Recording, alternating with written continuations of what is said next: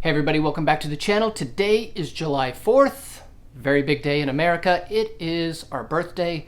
It is Independence Day. July 4th, 1776 was the day we decided we were going to be an independent country and started the ball rolling on what I would consider the greatest nation the world has ever seen, but I'm a little biased because I'm an American.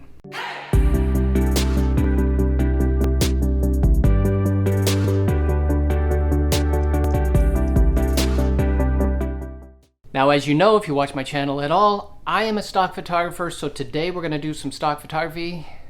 I'm just kind of throwing this whole thing together because just yesterday or maybe the day before I had this idea. Let's do some stock photography with kind of an American red, white, and blue patriotic July 4th kind of theme.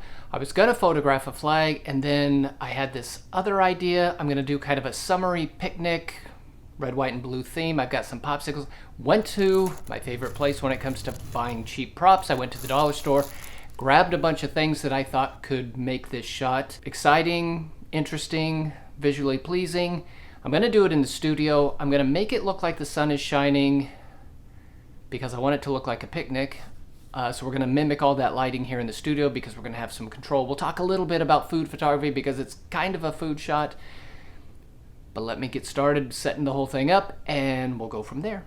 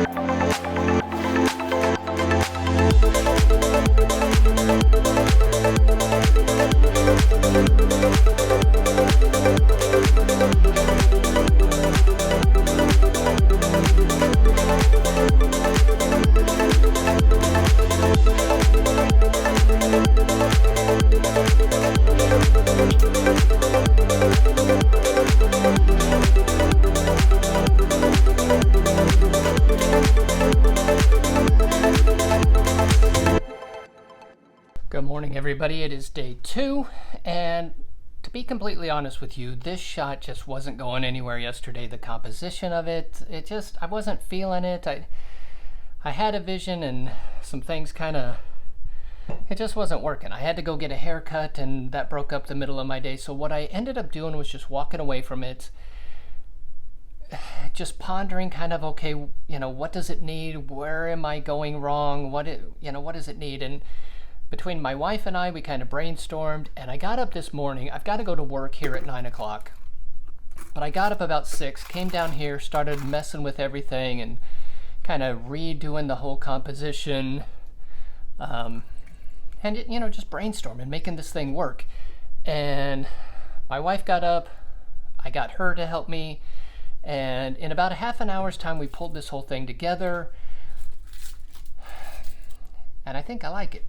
One little problem that I had, and let me show you this. As soon as I put the popsicles down on this cutting board, this marble cutting board, man, it started melting quickly. The two that were sitting right here hardly melted at all, but these two just went crazy. So I've got quite a mess here. But in spite of the mess, I think we got a neat shot. I took the camera off you can see it up there on the stand. I took it off the stand and took a couple closer shots, so I don't know, there might be 2 or 3 good stock shots. I think definitely the one. It shouldn't need a whole lot of processing. It should be in pretty good shape. So that's where I'm at with this. As soon as I get home from work tonight, I will process this image. There'll be a whole lot more lighting in the studio when I come home, so I will show you my lighting setup at that time. and then I'll show you a final image, and we will have a stock shot that's kind of summery, patriotic, be perfect for the 4th of July. All right, I'll see you guys in a little bit. Okay, it's the next day. I lied to you. I didn't get anything done when I got home from work. Not on this shot anyway. It's the next day, July 3rd. This is going to post on July 4th, so it's still a July 4th post. But let me do the lighting setup real quick for you, because I know a lot of you guys like to see the lighting. Let me turn this around. Okay, the set's a little bit of a mess. I had the camera, once again, on my vintage OIP studio stand. I had one Godox V1 up in this softbox. I had the other Godox V1 over here on a stand acting as the main light. No diffusion or no modifiers on the front of this light.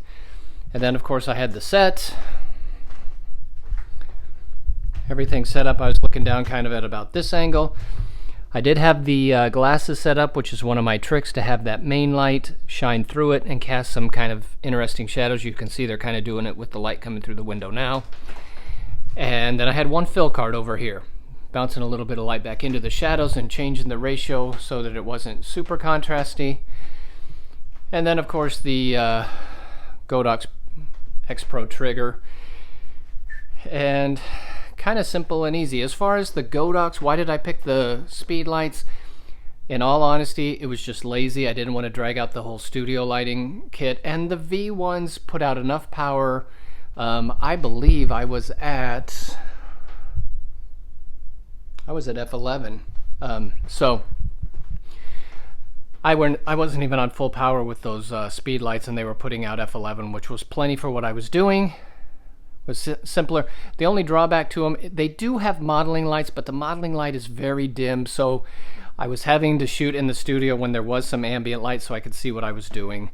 Not a huge deal, but I couldn't do it in the dark if I had more powerful, more efficient modeling lights. But that would be the only drawback to the V1s. A little more information about the shot, just so you guys know. As far as cost, I spent $13.61 at the dollar store, and then I also had to go to the grocery store to get the popsicles and the blueberries. So those two places, $13.61. So not a very expensive shoot. We'll see how it does as far as earning some money on the stock agencies, but I think we can make up $13.61 pretty easily. The other thing, to give you guys some technical info, ISO 160. I shot it at f11. I think I already said that. Okay, and last thing before I sign off here today, let's talk a little bit about food photography. I would not really consider myself a food photographer in the sense that I don't do a lot of it, but I will give you my 2 cents on this. If you are a food photographer, really what you are is a product photographer. You're not anything different than a product photographer. Your product just happens to be food. However, the magic when it comes to being good at food photography is the styling. Making the food look good, not just with your lighting and your camera angles and stuff, but actually doing all the magic that makes food look appetizing. That's the magic. And if you ever work with a food stylist, a professional food stylist, man, they're worth their weight in gold if they are good at what they do, because they just make that food look fantastic. And then as a product photographer, you can light it appropriately and do your end of it. Now, in my case, not being a food guy, I don't do a lot of food photography. You saw how quickly my 2 popsicles melted putting them on that marble thing. So if I did it again, I would go in knowing, hey, this is going to melt if you do that, and I would have made some adjustments. So live and learn.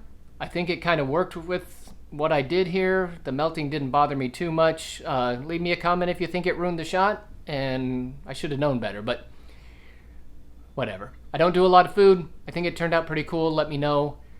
As always, you guys stay awesome, and I will see you guys in the next video, hopefully very soon. Have a great 4th of July weekend. Don't blow anything up.